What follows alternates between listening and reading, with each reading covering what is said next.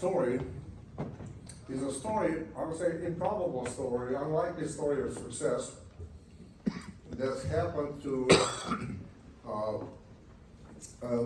improbable and unlikely 17-year-old high school dropout who came to this country with a dictionary, an English dictionary in his pocket because he spoke no English. The story starts really with my grandfather, Martin Golovich. He came first to this country, America. That's what he called it, and that's what a lot of folks where I came from called the United States, America. He came to this America first in 1896. And he started out as a coal company lorry driver in southern Illinois, and subsequently became a gold prospector in Alaska, and after that in Utah. Well, he would come here for about 3 or 4 years at a time, work here, save money, then go back and visit his family for a couple of months, then would catch back a boat and come here again, stay here for 3 or 4 years, and so on. He did this 3 times.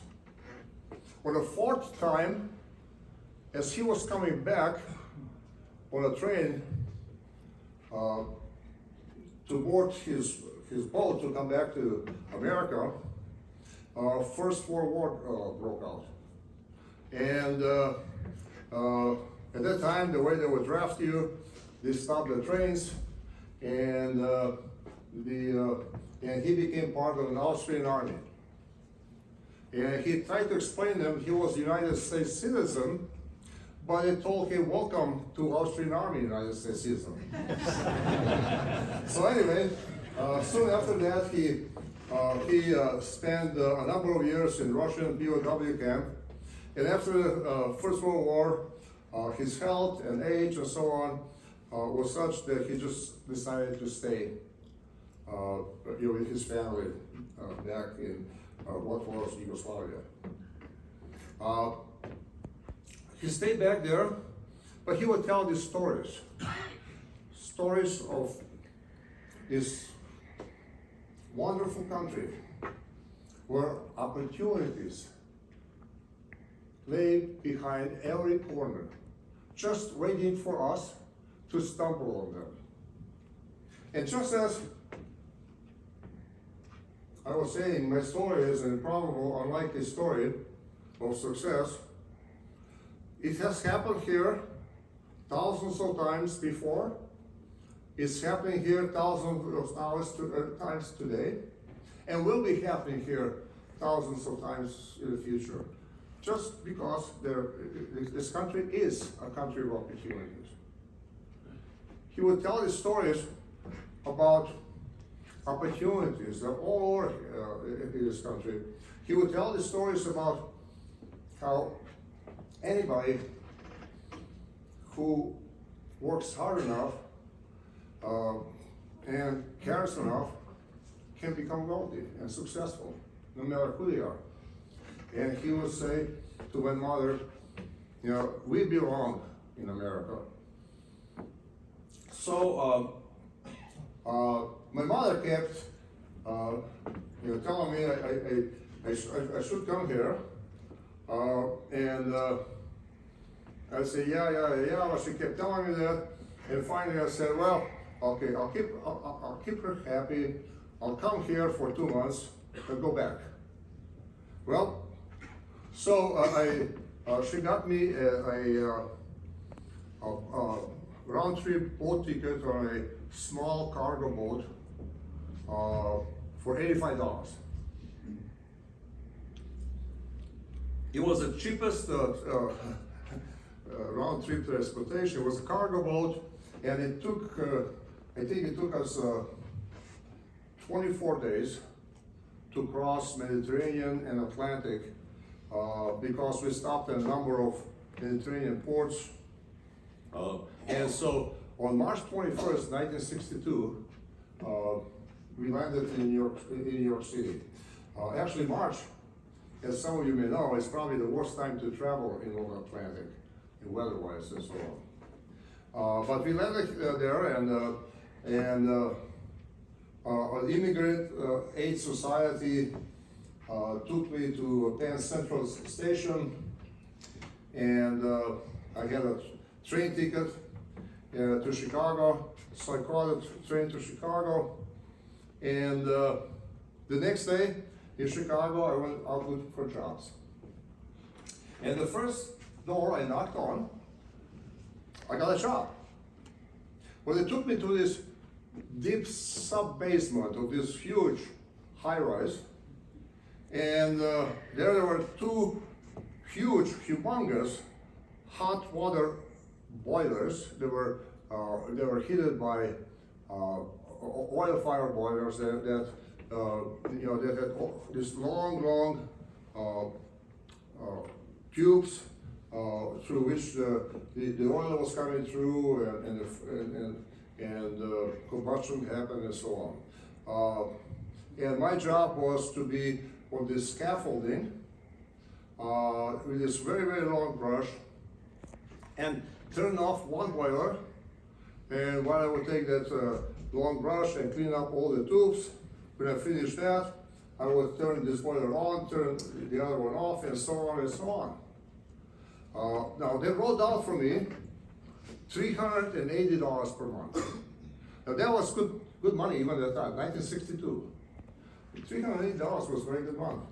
For me, it was a fortune. I never even heard of so much money. $380 a month. I said to myself, wow, I'm really here. I'm a high school dropout. I don't speak English, and I'm really getting rich. So I said, wow, I can't believe this. Just think about when I learn English and get some education, how rich would I become? So I said, wow, this is truly a great country. Like my grandfather Martin was telling, this is a great country. By the way, that's where the name Great America comes from. Great country at that time. Now, it took me about 2 months to 3 months later, when I started to understand language a little bit more, that I found out that I got that job, paid me all that money because nobody else wanted it. It was a very dangerous job. But even after finding out, I said, wow, what a great country. This kind of jobs go begging. But anyway, that was my introduction to this country, and I said, I'm going to stay here. I'm going to learn English. I'm going to go to school and get education, and I'll stay here. About 4 months later, I decided to join the U.S. Army. And I went to the recruiting station, and my English was very basic at that time. I went to the recruiting station. By the way, I came here because of my grandfather's status. I came here with a permanent resident visa, which means that I could work, and I could do everything, and I was even subject to draft too. But anyway, so I went to the recruiting station and told the recruiting sergeant that I want to join the Army. So he gave me this, I think it was 4-page intelligence test the Army gives you, and to fill it out, because the Army has some standards, so I didn't understand. It was multiple choice, true, false kind of test. I didn't understand anything. So I just filled out those answers at random, and I failed. Well, the recruiting sergeant looked at that, sort of shook his head, and told me, wait, and he took out another blank test and filled it out himself. and I passed. Well, anyway, it took me about a year later, when I started to understand the idea better, that I passed with an intelligence score of someplace between an imbecile and an idiot. But the reason I always got kicked out of that, because that was not my intelligence score, that was the intelligence score of my recruiting sergeant. But anyway, so here I was in the U.S. Army, studied to learn English. And after about a year, the Army, maybe because of my intelligence score, sent me to the Non-Commissioned Officer Academy. And actually, there were 300 in the academy, and I graduated number 2. I memorized all the answers. I didn't know the questions were or answers, but I just memorized them. So I graduated number 2. So they made me a sergeant and put me in charge of a long-range patrol squad. And so it went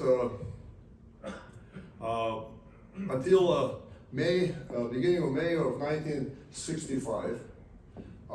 And when our unit, because it was combat-ready unit, and thought to be one of the elite units, was going to be shipped to Vietnam.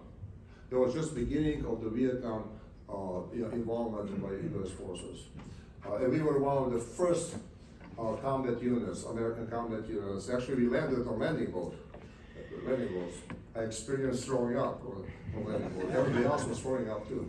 But anyway, I only had about 3.5 months left on my enlistment. And you need to have 6 months on your enlistment. So I didn't have to go, but all my guys, my 10 guys had to go because they had enough. But I just decided I couldn't send, or I couldn't have my guys go face dangers in a war, and I, their leader, I'm going to be safely behind. So I decided to re-enlist for 3 months, and that gave me 6 months, which was the minimum enlistment time that you would be shipped to Vietnam. So we went to Vietnam, and we had some combat experience. When I got discharged in Oakland on on Thanksgiving Day in November. I have to tell you that Vietnam did a lot of good for me. The combat experience did a lot of good for me because it started me on the road to respecting myself.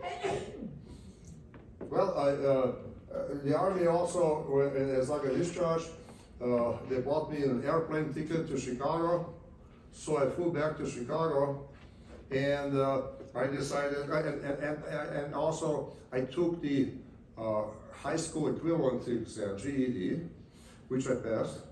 And so coming back to Chicago, I said, I want to go to college. But I didn't have any money. So I enrolled at Roosevelt University in Chicago, which was, and still is to some extent, commuter school. A lot of kids were like me. They would work during the day and go to school at night. And there was some residential, school too. Now there's a lot more residential than was before. But at that time was very much a commuter school. So I enrolled there, and I laid out for myself a timeline of what I'm going to achieve by when. So somehow, in my mind, I put myself that I need to get a bachelor's degree in 3.5 years. I figured out I could do that.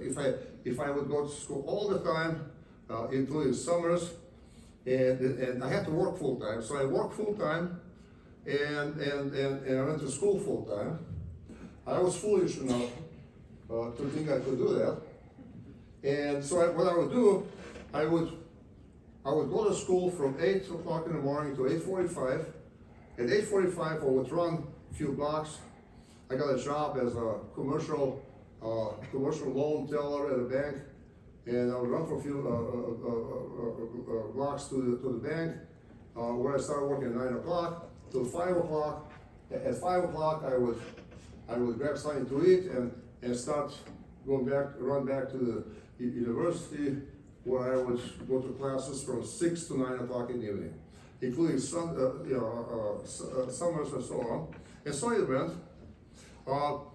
In the first semester, I was placed on academic probation because I got 4 C's and 1 D, and that was not good enough. So I was placed on economic probation, and you would think that a reasonable kid would say, well, maybe I took too much of a burden on myself. Well, I wasn't reasonable, so I said, well, I just didn't work hard enough. I had to work even harder. So I continued with that full load. And in the last 2 years, in my junior and senior year, I finished with straight A's, and I took some hard courses. And the reason I'm saying that is because there was a professor of economics that actually just graduated, got a PhD from Harvard and a master's degree from Stanford. And he took an interest in me, and I took an interest, of course, in him, and I took all of his courses. So in my senior year, he called me to his office, and I said, Tony, he said, are you planning to go to graduate school? And I said, yes, I am, and I was. But my sights were really focused on a graduate school of, that was not as academically selective. A graduate school that I think I thought I could get into. So I said I was. He said, fine, I'm going to help you. And he said, here's the plan. We're going to apply to Harvard, University of Chicago, and Stanford. And my heart sank.